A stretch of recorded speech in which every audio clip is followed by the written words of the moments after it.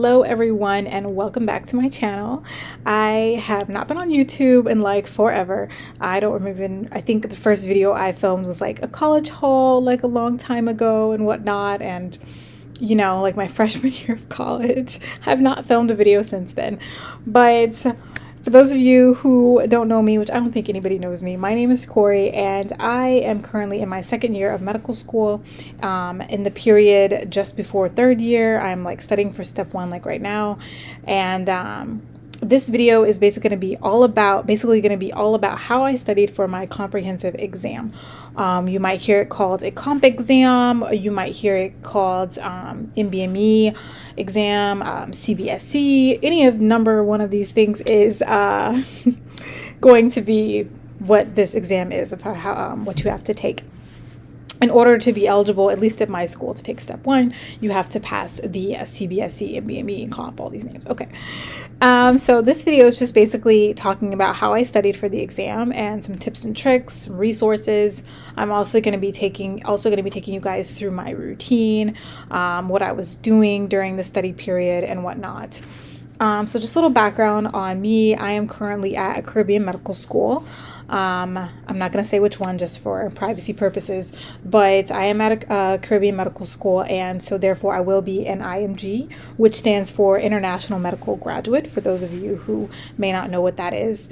And so it's a little bit tougher than the normal U.S. medical school system. Sometimes you have to jump through a little bit more hoops or work a million times as hard, but basically it's similar curriculum, very similar to what the US medical students are learning, and the exact same sort of trajectory to clinicals and match and just everything like that. So all of that is pretty much the same.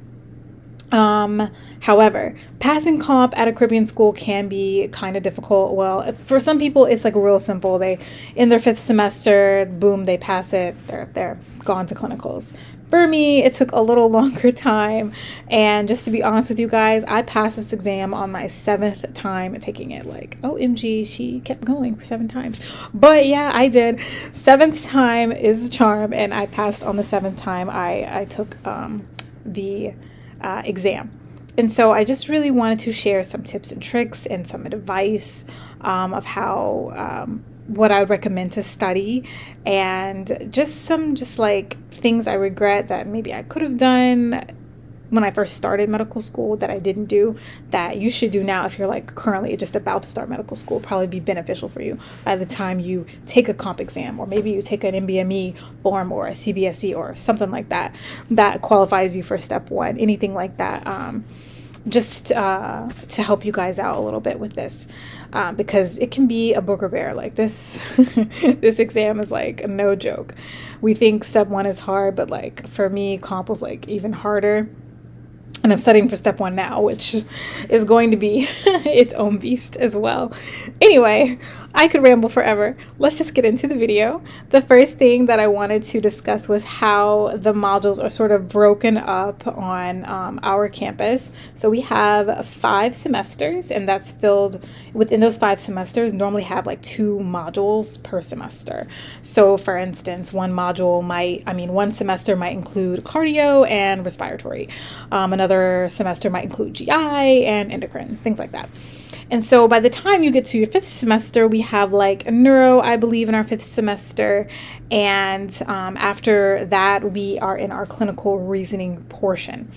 Now, the clinical reasoning portion is where we take the comprehensive exam, or comp exam, or CBSE, or NBME, all the names. I should just pick one, right? We'll just say comp.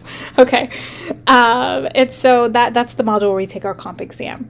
And so during the clinical reasoning module, we also have to perform an OSCE, which is sort of our like standardized patient exam, when we conduct an interview with the patient, and then we do a physical exam on the patient, on the standardized patient. And so we also have to pass that in order to pass the module as well. Which was fine. Hands-on physician tasks are always pretty cool and fun. It's these tests that are really tricky. But yeah, so that's pretty much how it sort of goes at my school, at least for when you take the comp exam. It's in that 5th semester. Okay, so a little bit about my journey. I was a 5th semester last last August, which was last fall. And essentially, I couldn't pass that first comp exam. I was like, I'll be honest with you guys, like in the 40s, like it was just horrible. I didn't know how to study. I didn't have a clear plan, or I thought I knew how to study, but I was just sort of scatterbrained all over the place. And so it took me actually just like taking like leaves of absence and like through, and then like programs a school would offer to help me, and also taking like another remedial course and things like that, for me to finally get to like this past July where I took the clinical reasoning module again and was able to pass comp. So like literally it's like full circle, almost a year. It took me a year to pass this comp exam. I know, super duper stressful, but I've learned so much in the past year about how I study, how I learn, and what is best for me, and then just better tips on how to better study for step 1 and pass step 1. Okay, so let's get into like the meat and potatoes of the video. The first thing I want to talk about is, what does my day-to-day routine actually look like as a medical student, second year, 5th semester? So for me, I'm an early bird. I love mornings. I love that me time in the morning where it's super duper quiet, no one else is awake, and whatnot, or like the world's asleep, I should say. And so typically my mornings start at about 4 or 5 a.m. But typically I would wake up at around 4 a.m. I would wake up around 4 a.m. Every morning. And typically I do not wake up and immediately start studying. So the first component of my routine is actually sort of a get into the mindset sort of thing. So the first component of my routine was actually prayer. So I prioritize prayer in my life. I am a Christian woman, and I really prioritize my faith, especially through this whole process. My faith has kept me together through everything I've been through. And so starting off my morning with prayer is really, really, important to me. So 4 a.m. immediately, I go to, get in that sort of prayer mode, I use the Hallow app on the Apple App Store. It's called Hallow. And you may have seen some celebs sort of advertise it, but I feel like it's a really good prayer app, and it has daily readings for like Bible verses and whatnot. And I do those daily readings, and I go to like the Blue Letter Bible Commentary to read commentary on the Bible verses for that day.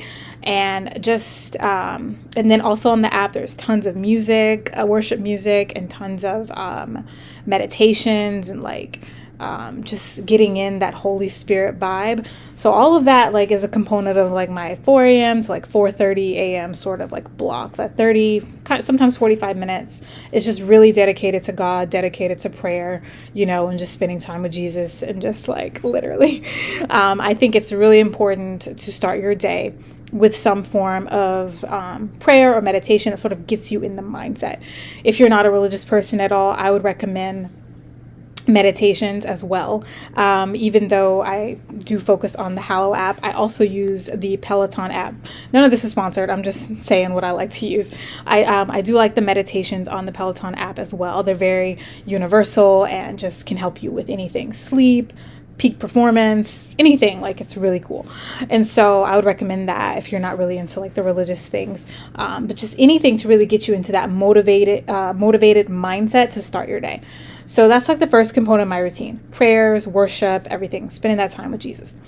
Second component of my routine is exercising. This is typically a sometimes 10 minute, 15 minute Pilates class, or sometimes I will do sometimes I will run in the mornings. Rarely I did that though. I would typically stick to my home workouts in the morning. And so 10 to 15 minutes of stretching, Pilates. Sometimes I would do, Peloton app has this thing called the Flash 15, where it's like 15 workouts in 15 minutes. Or like cycle 3 different cycles of workouts in 15 minutes. I would do something like that in the morning as well. Anything to get my body moving. Keep in mind, this is all before my coffee or my water, right? Okay, so after the exercise, that's when I make my coffee. Turn on my little kettle and make my coffee. And so that brings me into the next part of my routine. I make my coffee, and then I go straight to my computer and do my Anki cards. I was not an Anki girl at first. I was like, I can't understand how to even work this whole system. I ended up ended up having to watch videos on like Skillshare and whatnot to like help me learn how to use Anki, but I finally got the hang of it. And so I typically, after my exercise routine, I make my coffee and then I go into my Anki, and that will be around 200 to 300 cards, typically per day.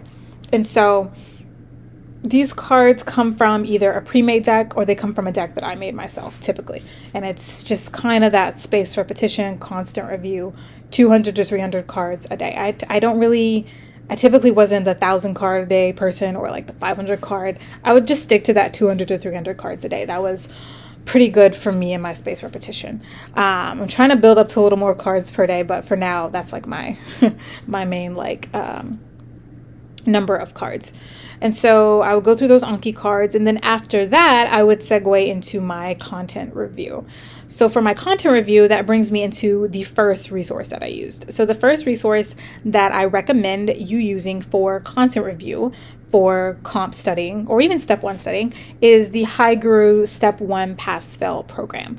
There are many people at my school who were using that program, and I was like, I want to try it out and see how it goes and whatnot. Again, none of this is sponsored. I'm just telling you guys what I used. And I felt like this program was extremely helpful for me, and just everything that it's very comprehensive. Just everything I need to know is just built into this program, and it's very high yield. I know that sometimes in a Caribbean school, you might hear the phrase high yield doesn't really exist. It kind of doesn't, because sometimes you might see the most tiniest little details or things you think are low yield tested, but High Guru Step 1 Pass Fail program kind of had it all laid out for you. And so I'd highly recommend his program for going over content review. So typically in the mornings after I did my Anki, I would go to High Guru and do content review either on a subject I was weak on or a subject that I was doing for that week. So I could have been doing, for instance, I'm really weak on like respiratory renal. I could have been doing respiratory renal content review in the morning, or if my school, like the subject of the week they were working on was biostats or like hemonc, then I would do that content review as well. And so anything like that, I typically spent about an hour and a half doing High Guru in the morning. Okay, then I'm just taking you through my routine. Bear with me. So then I would eat breakfast, get dressed and whatnot. Typical breakfast for me is just like your standard oatmeal with like granola. Sometimes I would eat eggs and hash browns as well. Sometimes, I didn't have enough time to eat and I just go out the door with my little, like the fig bars or whatnot, or a couple dates or things like that. And so, it just depends on the day. Typically it's that oatmeal and egg sort of combo though. And, occasionally I will have turkey bacon as well. And then I will make my way to class, which was at 9. And so from 9 to 11, we had 2 components to our class. So we had the first half, which was like a small group. And then we had the second half, which is like our TBL or team-based learning. And I know a lot of U.S. medical students go through TBLs or something like it as well. And so we did that in the Caribbean too. And so the small group was really helpful. We went through like 5 or 6, sometimes 7 case studies, went through, diagnostics, labs, what does the patient have, and then we go through some questions, why is this the correct answer? Why are these the wrong answers? And then we would refer to our first aid to help us as well during the small group. And it was really interactive. And then the TBLs were normally a professor talking about particular components of a subject that we needed to know. So for instance, if the subject was cardio for the week or for like a couple days, the professor will be talking about antiarrhythmics if it's pharm, or maybe pathophysiology of like HOCM or something like hypertrophic cardiomyopathy, things like that. And so we would just constantly be having learning. And so typically during these group sessions, I would always take notes on my iPad or add more things to my Anki deck and things like that. Just anything to stay interactive and keep your brain engaged. That was like from 9 to 11. That's my class time. So after my class time, I typically take a break, eat a little snack, maybe get a coffee again, more coffee, right? And if you haven't guessed yet, I love coffee. I'll drink like at least 2 cups a day. I don't know. Caffeine in me doesn't really make me hyper. It kind of calms me down. It's super weird. Okay. Anyway.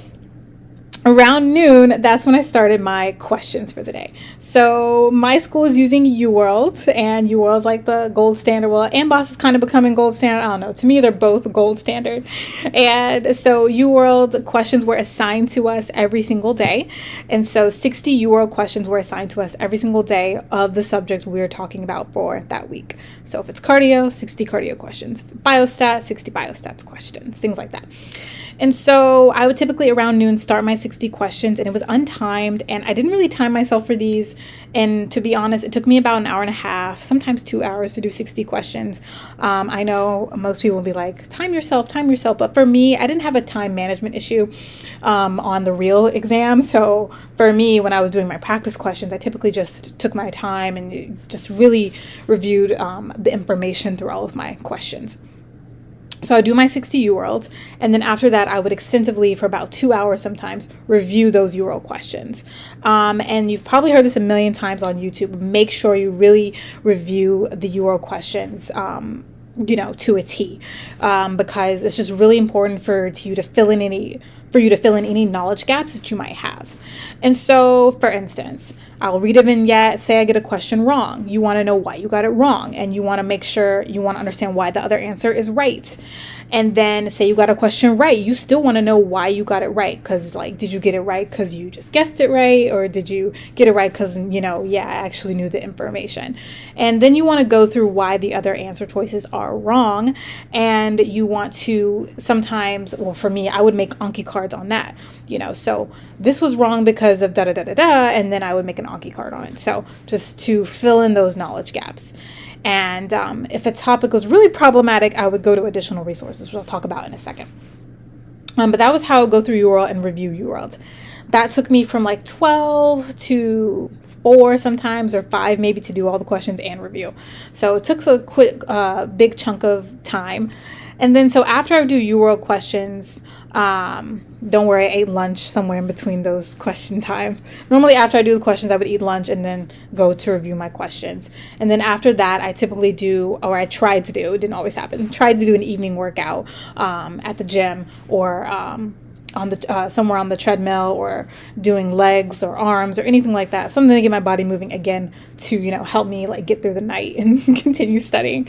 And so by the time it was 5 o'clock, sometimes 4:35, I would say, sometimes I would be doing another set of questions. This was not every day, but this was more or less 3 times a week. I would try to get in another 40 questions, so that would make it 100 questions per day. But it was I only did the 100 questions per day 3 times a week, and that was through AMBOSS. So after I finished my UWorld 60, I would do another 40 questions on AMBOSS, and I would review those in the same way. And then after that, I would again put them into Anki, figure out my weak spots, fill in those knowledge gaps, do everything like that, and then just keep on reviewing those Anki cards, either the same day or the next day or the next day after that, just keeping up with that spaced repetition. And so that all of that was really, really helpful. So the next thing I want to discuss is my additional resources. What happens if you really don't understand a topic, or you don't understand, UWorld's explanation wasn't enough for you, or AMBOSS explanation was too confusing. So some additional resources I would use was, number 1, Dirty Medicine on YouTube. Very, very helpful channel. Check it out if you haven't already. And then number 2, I would use USMLE RX. Again, none of this is sponsored. I'm just talking about all the resources I enjoyed using. So I would use USMLE RX Express videos because it goes right along with first aid. So this is my first aid book, and it is a 2021. I know it's super old and it's 2024, but I just kept this one because it's the one that's all annotated for me, And so I typically put more annotations in this one from 23 and 24. I just added to this one because all my annotations are in this book. And so for RX Express videos, for instance, I can pull up something here. For instance, here in the micro chapter, this section up here is on E. coli, essentially. So you can just pull up on USMLE RX the Express video for E. coli, and you can just watch that and it will actually go through all the information that's in first aid and sometimes go through even more information. And so that's why I loved those videos if I didn't understand a particular topic. Another resource I would use if I was just like, I don't know what the heck they're talking about, I'm so confused, etc., I would go to medical school boot camp. I really like boot camp, and I honestly should have started using boot camp like when I first started medical school because it was around. I should have been using it a long time ago. But I started like really honing in on boot camp when I was studying for comp, because there was sometimes, especially with like cardio or respiratory renal, really hard topics, especially physiology and things like that. I would go to med school boot camp because it's super detailed and very, very thorough. All of these resources are very thorough, but I felt like boot camp really provided that comprehensive, overview that I was really looking for. That would really help me if I didn't understand a particular topic. And so I'd highly recommend RX videos on USMLE RX, the Express videos that correspond to first aid or medical school boot camp to help you if you really don't understand a topic. And then Dirty Medicine as well on YouTube is also very helpful. Again, I'm not sponsored. I'm just sharing, what worked for me. And so that was what my typical day was like. My typical day, I would say, ended around 9 p.m. And if you are a spiritual person like me, don't forget your nightly prayers. Really importante, don't forget your nightly prayers. It's to always, have a good night and then set yourself up for the next day. And so, yeah, that was kind of my routine of questions and going over weak spots and knowledge gaps and reviewing things and making more Anki cards and doing Anki cards over and over again. As I said, I did both like pre-made decks, and also I would use my own decks that I made as well. Even the decks that I made from like the remedial course, I had to take topics and whatnot that I would review those decks as well and make other decks too. I have tons of decks on Anki. And so, yeah. So the next thing, or the last thing I want to talk about, is mindset and motivation. So half the battle with these exams is mindset.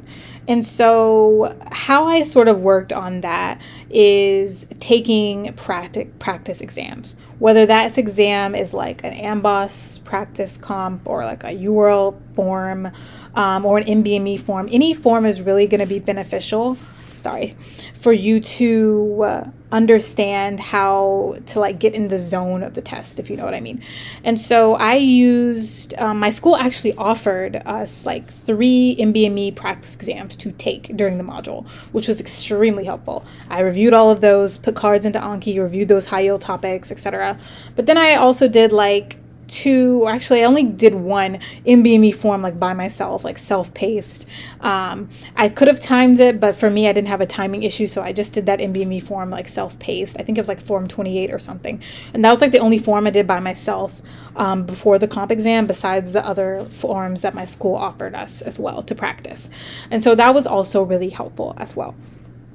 And I know what you're thinking. You're probably like, if you are scoring, like, what if you're scoring, like, and not in the passing range before you take the comp? Like, my school's passing range was a 62 or higher, essentially. And my week prior to my comp exam, I had not reached like a 60 mark. I had reached like higher than a 60 mark, or higher than a 62 mark in my UWorld practice and whatnot, but I hadn't reached that on like a form or like an NBME form or like an AMBOSS form. And I was starting to get really scared. But honestly, during that week prior to comp, it's honestly just going back to the basics, those space repetition, those little details you don't think of, like knowing that biostats formula or knowing your Hardy-Weinberg equilibrium equations, knowing all of that. I was tweaking a bunch of little things, and that's what I believe really pushed me, that and Jesus, really pushed me over the edge for actually passing the exam the next week. And so don't lose faith or don't lose hope if you don't see that passing score, whatever your school's passing score is, on your exams. Do not lose faith. Do not lose hope. Literally, just keep your faith, stay motivated, stay disciplined, stay in that mindset, and just keep on going. Know that God's got you, like, for real. Because mindset is just half the battle of this test. Like, going in there without any like test anxiety, but going in there with like confidence that, bro, you got this. Like, girl, you got this. You're going to make it. Having that just confidence really, really helps you. And that's why I really prioritize, the first things I prioritize in my day are the prayer, the meditation, and the fitness and everything before I start studying, because that literally gets me in the mindset to start studying. And so yeah, whatever you do to get in the perfect mindset, please do it, because it's really going to pay off and benefit you in the long run. Okay. If you have any other questions about my whole experience here, comment below. Be sure to subscribe. I haven't been here in such a long time. And let me know if you want to see any other videos. I am currently in the process of figuring out a step 1 study schedule and studying for step 1. If you have any advice for step 1 studying, comment down below. Tell me. I'm always learning and growing and evolving and trying to figure out what to do. You know what I'm saying? I always get inspired by medical school YouTubers or people sharing their advice, so I figured I'd share my advice as well. And so yeah, let me know what you want to see. I'll try to film it if I can. And if you want to follow me on Instagram, my handle is @futureneurodoc94.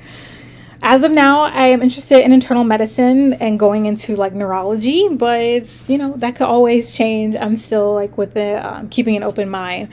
First, I wanted to do neurosurgery, but I'm I don't think surgery is for me. And so I kind of changed my mind, but we'll see where it goes.